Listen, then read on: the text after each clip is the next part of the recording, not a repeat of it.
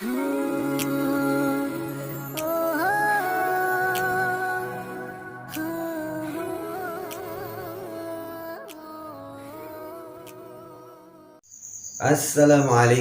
warahmatullahi wabarakatuh.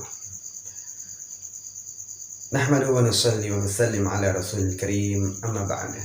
Teman-teman sekalian, kembali lagi di channel Sofyan At-Thauri Official. Teman-teman sekalian, sebelum lanjut ke kisahnya, ceritanya, kalbuzarinya, jangan lupa di subscribe, like, dan share ya, bagikan sebanyak-banyaknya agar kita mendapat andil dari penyebaran kebaikan. Oke teman-teman, kisah ini ketika saya keluar ya 40 hari teman-teman ya.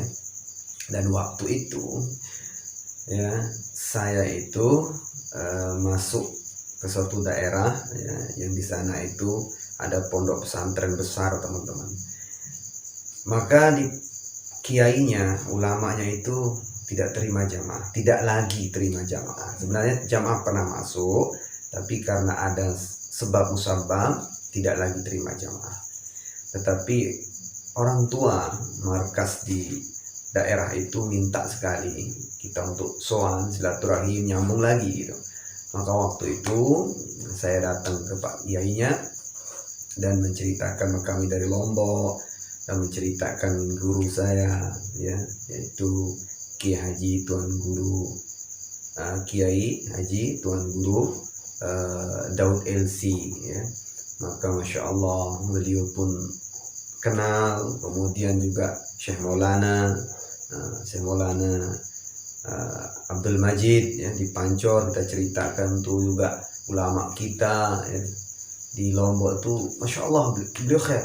Maka beliau minta jamaah kami itu masuk ke pondok itu.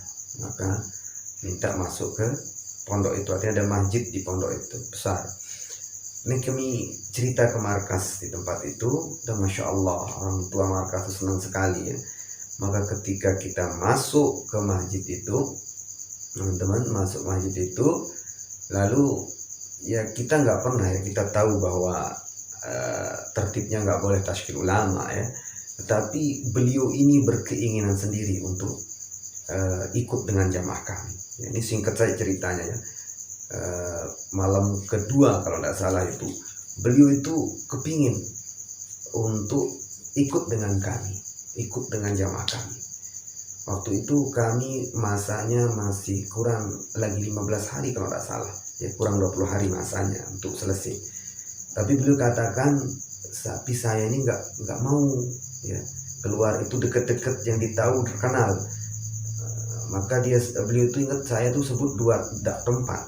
Saya itu pingin kalau dakwah atau ikut jamaah ini ke Madura atau ke Lombok. Nah, maka ya kami bilang nggak apa-apa, kita habiskan masa di Lombok, Pak Yai ikut. Maka Masya Allah ya, padahal kita mau habiskan masa di daerah itu, di daerah Pak Yai itu, tetapi karena beliau mau ikut tanpa kita tasykil itu, beliau ikut sendiri. Beliau ungkapkan mau keluar, mau ikut tuh di saya pribadi waktu itu. Kita ajak ke Lombok. Waktu kita ajak ke Lombok teman-teman ya, kita bawa ke markas. Waktu itu di markas itu ya, di pas malam Jumat itu yang bayan tuh jamaah dari Pakistan.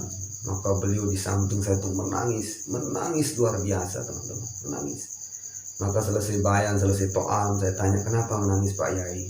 Beliau mengatakan, saya melihat cahaya yang luar biasa dari wajah yang mubayyin itu, yang ceramah itu katanya.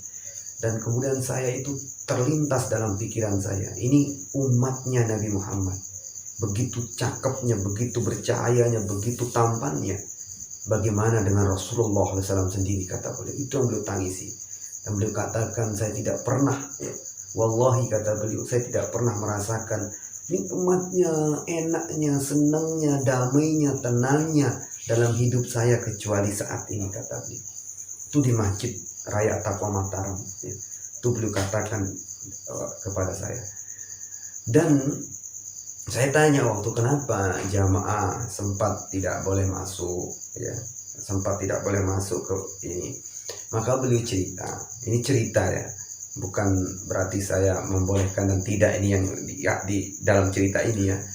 Beliau cerita Jadi setiap jamaah masuk itu kan ada yang perokok gitu. Ada makmurnya yang ngerokok, maka makmurnya atau salah satu daripada ini ngerokok tuh di belakang rumah saya sembunyi katanya. Lalu saya tanya, kenapa di sini ngerokok? Nggak apa-apa di masjid, kata Pak Yai ini. Nggak apa-apa di masjid.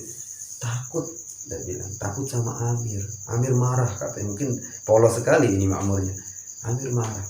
Itu setiap jam masuk. Maka firasatnya Pak Yai ini, jamaah ini mengharamkan rokok. Gitu. Mengharamkan rokok seperti itu. Sedangkan Pak Yai kan pendapatnya, walaupun beliau tidak merokok, tapi tidak mengharamkan rokok. Dan kemudian katanya, kok sangat begini jamaah ini katanya. Ya, satu jamaah tidak satu hati lah gitu, tidak satu hati, tidak ini saling kayak begitulah, sembunyi-sembunyi gitu. Ini jamaah apa gitulah pemikiran beliau. Maka ketika melihat jamaah kami, jamaah Lombok ini kan perokok semua, bawa tembakau, duduk, masya Allah kan, ada di apa istilah kayak aula, dibuatin tempat hidangan tuh, duduk tuh melingkar, rokok di tengah tuh, tembakau di tengah. Terkesan beliau melihat keadaan jamaah Lombok, masya Allah, satu hatinya, amirnya ngerokok juga gitu katanya, semuanya ngerokok gitu. Artinya satu hati, nggak saling marah, nggak saling benci, masya Allah. Dan beliau katakan, itulah yang saya awal terkesannya itu luar biasa nih katanya, nggak ada main sembunyi-sembunyian ya, terus baiknya, terus saling apa, pokoknya fair-fairan, baik-baik gitu. Kita itu biasa jamaah Lombok itu pasti terkenal ya, di mana-mana kalau gerak ke suatu daerah itu bagaimana kesatuan hatinya, masya Allah, luar biasa. Jadi asbab itu kata beliau langsung kegugah hatinya, kemudian mau ikut dengan jamaah kami dan kemudian menerima jamaah lagi. Dan kemarin-kemarin kita hubungi dan beliau tetap masih aktif dalam usaha dakwah, dan apa namanya, santri-santri beliau dilibatkan dalam kerja agama. Jadi teman-teman sekalian, mudah-mudahan ini menjadi apa, jazbah bagi kita untuk semangat dalam dakwah ya. Dalam masalah rokoknya itu ya kita sampingkan saja, karena itu cerita pengalaman yang saya alami dan tidak boleh, artinya jangan dipanjang panjang lebar kan ya, tidak boleh itu. Intinya bagaimana kita ini satu hati dalam dakwah ini, bagaimana kita ini hikmah dalam dakwah ini, jangan ada kekerasan, kebencian, dan juga jangan suka menyalahkan orang lain. Subhanallah dan subhanallah. Asyhadu an la ilaha illa anta astaghfiruka wa atubu ilaik. Assalamualaikum warahmatullahi wabarakatuh.